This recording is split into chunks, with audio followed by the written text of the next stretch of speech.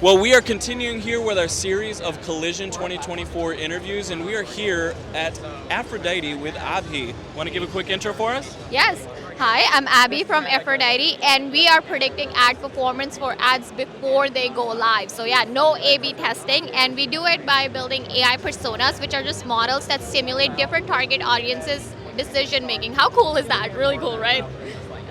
So cool, and just a few minutes before this interview, we were seeing just kind of the wild buzz your booth is getting, so I'm guessing that there's some great traction for you today.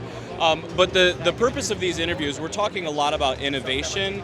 AI is definitely something that's being talked about in a huge way at this conference, but I wanted to ask you, what drives the need for innovation in your field of marketing and that whole arena of sales and marketing?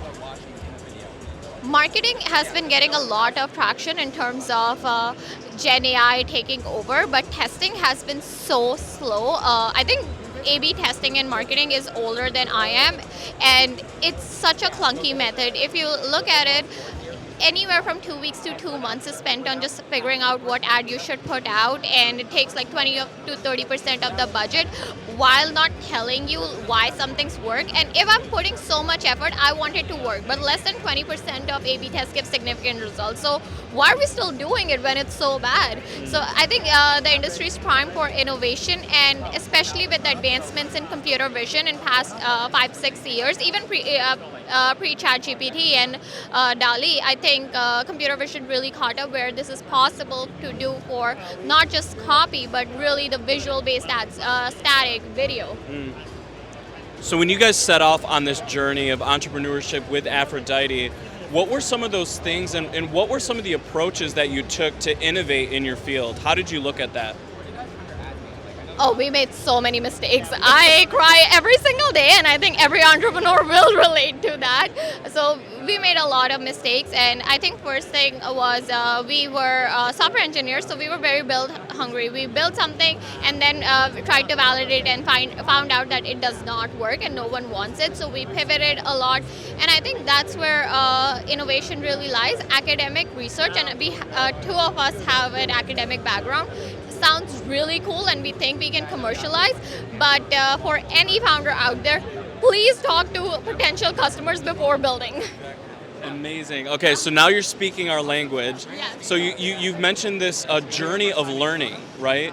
So in your journey with Aphrodite, what was that first piece of learning that told you, man, I'm really onto something, and I'm gonna continue to double down on this pathway? What was that first piece of learning that you guys took?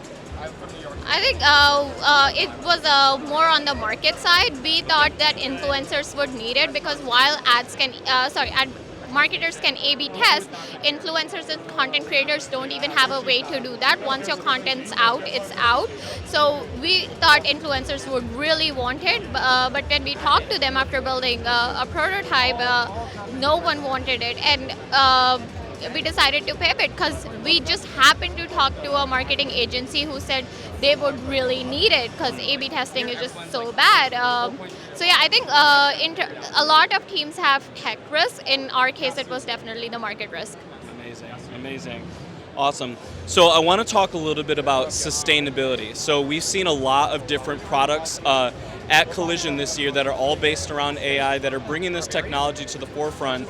But I haven't heard a lot around sustainability in the products going out to market. So how are you guys at Aphrodite approaching making your product the most sustainable it can be for the future and for the market that you're targeting? I don't think we target sustainability in the most traditional terms like climate companies or impact companies, and they're doing an amazing job. I'm just making people spend more money. But I think where we can bring impact in terms of making people's lives easier is around privacy.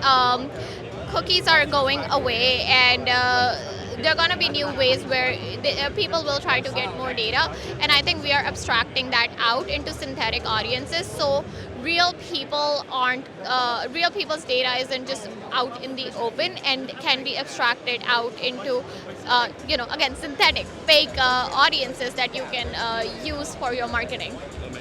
Okay. All right, and last question here. So you mentioned your journey of entrepreneurship.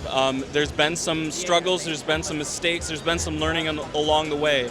So if you had to give one piece of advice for a new entrepreneur that has a venture that they're ready to launch, what would that piece of advice be?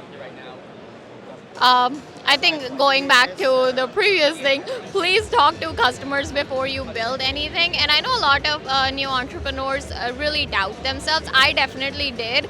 But what I also learned from working a corporate job, the higher up you go, the less you know what you're doing. So just may as well try. Yeah. I love it.